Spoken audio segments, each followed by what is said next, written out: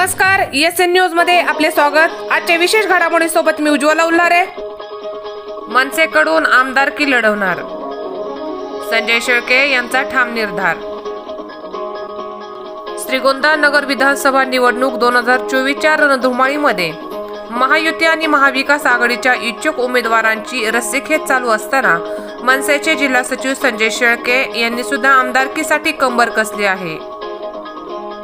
महाराष्ट्र नवनिर्माण सेनेचे संस्थापक अध्यक्ष राज ठाकरे यांच्या नेतृत्वाखाली मतदारसंघाचा विकसित आलेख मांडताना जिरायत भागाचा ज्वलंत प्रश्न घेऊन बागायत पट्ट्यातील मतदार बंधू भगिनींनी एकदा संधी द्यावी यावर बोलताना संजय शेळके यांनी रोखठोक भूमिका मांडली। श्रीगोंदा मतदारसंघाची जबाबदारी आज महाराष्ट्र नवनिर्माण सेनेने माझ्यावरती टाकली। राज साहेबांनी ही जबाबदारी माझ्यावर टाकली। उद्याच्या यंत्रणेमध्ये आमचं साहेब ठरवतील कोणाला उमेदवारी द्यायची, कुठे द्यायची, काय व्हायची। परंतु जो पक्षाचा आदेश म्हणून मी आज या ठिकाणी काम करतोय। घराघरात महाराष्ट्र नवनिर्माण सेना मनसे पक्ष कसा पोहोचेल, आम्ही घराघरात जाऊन लोकांपर्यंत, समाजापर्यंत सांगतोय की राजसाहेबांनी काय काय आत्तापर्यंतची भूमिका मांडल्या, जे महाराष्ट्राच्या हिताच्या भूमिका असतील त्या साहेबांच्या भूमिका आम्ही घराघरापर्यंत पोहोचवतोय। जरी आपण आज ग्रामीण भागात राहत असेल, खेडेगावात असतील, परंतु प्रत्येकाच्या हातात मोबाईल आहे, घरात TV आहे, माता भगिनी हे सगळं पाहत असतात। आणि जे राजसाहेब महाराष्ट्रासाठी अंतकरणाने लढत आहेत, कोणी याला काही विरोधक नावं ठेवत असतील, पण साहेबांचा एकच विचार आहे की साहेबांनी ज्यावेळेस पक्ष काढला त्यावेळेस एक आदेश दिला होता की मी माझ्या पक्षातील माणूस जीन्स पॅन्ट घालून मला ट्रॅक्टरवर बसलेला बघायची, माझा शेतकऱ्याचा मुलगा ट्रॅक्टर चालवताना बघायचा आहे, म्हणजे त्या सुविधा महाराष्ट्रासाठी मी करणार आहे। आणि ह्या माध्यमातून राजसाहेब आपल्याला या ठिकाणी श्रीगोंद्यामधील मतदारसंघामध्ये लढायचं आहे। आणि यासाठी लढण्यासाठी मी एकटा नाही लढू शकत, मी एक सर्वसामान्य माणूस आहे। मी पत्रकारांना मी पहिलेच सांगितलं की मी श्रीगोंदा तालुक्यात सेवक म्हणून काम करणार आहे। मी आजही मुलाखत देताना खुर्ची बसून दिली नाही, त्याचं कारण ते होतं की खुर्चीसाठी करायचं नाही तर समाजासाठी उभं राहायचं आहे आपल्याला। आजपर्यंत जे घरंदाज राजकीय लोक असतील, यांनी आत्तापर्यंत काय केलं हे यांना सांगण्याचे मुद्दे नाही। फक्त एक महिना 4.5 वर्षे हे स्वतःचं घर भरतात, घरात काम करतात आणि 4.5 वर्षानंतर समाजासाठी सांगत बसतात की आम्ही तुमच्यासाठी करतोय, आम्ही तुमच्यासाठी आहेत। हे खोटं बोलून किती दिवस चालणार आहे? आता समाजाला गृहीत धरता येणार नाही।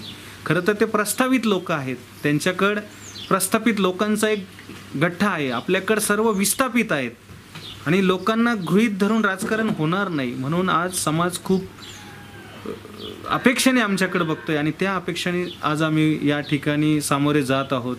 उद्या जे काय मुद्दे, राजकीय मुद्दे असतील हे तर मी समोर मांडणार आहेच, पण त्यापैकी सर्वात महत्त्वाचे मुद्दे हे आहेत की या श्रीगोंदा तालुक्यामध्ये जो महत्त्वाचा मुद्दा आहे तरुणांसाठी रोजगारीचा मुद्दा, आजपर्यंत कोणीही कुठलीही या ठिकाणी तरुणांसाठी कुठला रोजगार आणून तरुणांना हाताला काम मिळेल असं काम कोणी केलं नाही। शेती करायला गेलं तर कुकडी पट्ट्यातील पाण्याचा प्रश्न उभा राहतो। अहो, पाणी दरवेळेचा हा प्रश्न आहे। आमच्या श्रीगोंद्यातून पाणी खाली जातं, आमचा शेतकरी त्या पाण्याकडे फक्त नजरेने बघतो आणि शेतकऱ्याचं उभं पीक जळून जातं, त्याला पाणी मिळत नाही। शेवटच्या टप्प्यात पाणी मिळतं तर त्यावेळेस लाईटचा प्रश्न तयार होतो। ही का दुजाभाव का आहे श्रीगोंद्याला? कारण ठोस भूमिका कोणी तिथं मांडत नाही।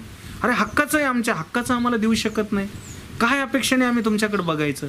आत्तापर्यंतचे जे राजकीय पुढारी होऊन गेले असतील स्वतःला एवढे, पण समाजाने विचार करायला पाहिजे ना की ह्यांनी त्यांच्या घरासाठी केलं का तालुक्यासाठी केलं? तालुक्यामध्ये इतका मोठा प्रश्न रोजगारीचा आहे, मुलांना बाहेरच्या शेजारच्या जिल्ह्यामध्ये, शेजारच्या तालुक्यामध्ये कामासाठी जावं लागतं। किती वाईट परिस्थिती आहे, याच्यावर कोणी कधी बोलायला तयार नाही। तरुणांची जठ्ठ्याची पिढ्याची पिढ्या बर्बाद होत चालल्यात, यामुळं कोणी लक्ष द्यायला तयार नाही। आणि तो एक मुद्दा आहे। त्याच्यानंतर जो विकासाचा, शेतकऱ्यांसाठी जो पाण्याचा प्रश्न आहे तो तुम्हाला इतका म्हणजे मोठा प्रश्न आहे। तो आत्तापर्यंत जो साखळाईचा प्रश्न असेल, कुकडीचं पाणी आलं, घोडचं पाणी आलं, अर्ध्या तालुक्यासाठी पाणी आलं, त्याच्यावर 25% शेतकरी आमचा उदरनिर्वाह करत असेल, तेही त्याला वेळेवर मिळत नाही। आणि जो बाकी ड्राय भागातला जो विषय आहे, आमच्या खालच्या भागामध्ये आम्ही काम करतो त्या लोकांची परिस्थिती काय आहे? पाऊस पडला, निसर्गाने दिलं तर आम्ही जोमाने काम करतो, आमचा शेतकरी जोरात काम करतो आणि आम्हाला निसर्गावर अवलंबून राहावं लागतं। परंतु सरकार म्हणून जे आम्ही प्रतिनिधी तिथं पाठवतो त्यांनी आमच्यासाठी आवाज उठवायला नको? उद्या तुम्ही काय वरच्या भागातल्या लोकांवर निवडून येता का? सर्व समाजाला एकत्र घेऊन चाला ना. हा आमचा ड्राय भागातला जो समाज आहे यांच्यासाठी कोण उभा राहणार आहे? प्रत्येक वेळी तुम्ही फक्त आम्हाला इलेक्शन पुरते खोटे आश्वासनं देता, निवडणूक जिंकून जाता, परत इकडल्या भागात तशी परिस्थिती राहते. रस्त्याचे प्रश्न वाईट आहेत. जर तुम्ही एकदा रस्ता केला तर तो वर्षाच्या आत खराब होतो. काय फायदा त्या कामाचा? ह्या तालुक्यामध्ये कॉन्ट्रॅक्टदारच त्यांच्यासाठीच कामं येतात, हा प्रश्न आम्हाला पडलेला आहे. विकासाचं काम म्हणून त्याच्यावरती कधी लक्ष देणार आहे का नाही? फक्त जर ह्या ठेकेदारांसाठी जर काम होणार असेल आणि ते जर एका वर्षात ते खराब होणार असेल तर त्या कामाला क्वालिटी, त्या कामाची सुधारणा कधी होणार आहे ह्या गोष्टीची? याला कारणीभूत माझ्या मते लोकप्रतिनिधी असतो. लोकप्रतिनिधी हा स्वतःचं भविष्य करण्यासाठी नाही, तर तो समाजाचं भविष्य घडवण्यासाठी असतो, तरुणांचं भविष्य घडवण्यासाठी असतो. आणि हेच तुमची कमतरता आहे. म्हणून आज समाज आमच्याकडे अपेक्षेने बघत आहे. आमच्यासारखे तरुण राजकारणात यायला घाबरतात. काय कारण आहे घाबरण्याचं? तरुणांना तुम्ही कोणाच्या मागं पळण्यापेक्षा स्वतः या ना. स्वतः या, तुमच्या हातातून तुमच्या कार्य होऊ द्या. तुम्ही आवाज उठवा. तुम्ही बोलत नाही, तुम्ही कोणाच्या खाली दबले जातात. हीच या तालुक्याची विकासाची खुंटी इथं बसलेली आहे. आणि ती जर मोडीत काढायची असेल उद्याच्या काळात तर तुम्ही आमच्यासोबत या.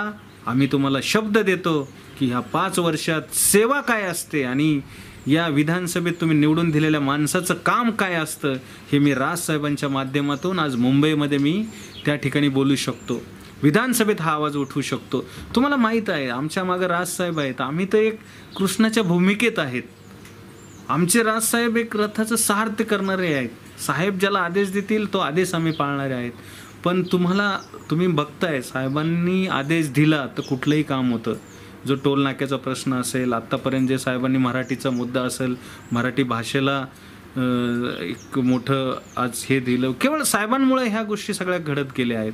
आणि ह्याच मुद्द्यावरती आम्ही आज तुमच्यासमोर येणार आहोत. आणि असे अनेक मुद्दे आहेत. पण आता सुरुवात आहे. येणाऱ्या काळात मी भरपूर असं तुम्हाला याविषयी माहिती देणार आहे, काय काय करता येईल. सगळे तरुण येऊन फोन करतायत, सांगतायत, भेटतायत, काही करा साहेब, आता थांबू नका, लढा, आम्ही तुमच्यासोबत आहेत. लोकांनी मतदान हातात घेण्याची गरज आहे. एका बाजूला पैशावाला, एका बाजूला सर्वसामान्य, ही जी लढाई आहे आपल्याला पुढं लढायची आहे. आणि त्याच्यासाठी मित्रांनो, तुम्ही सर्वजणांनी समाजाचा आशीर्वाद घेऊन मी समाजासाठी लढण्यासाठी या ठिकाणी मी माझं पाऊल उचलतोय.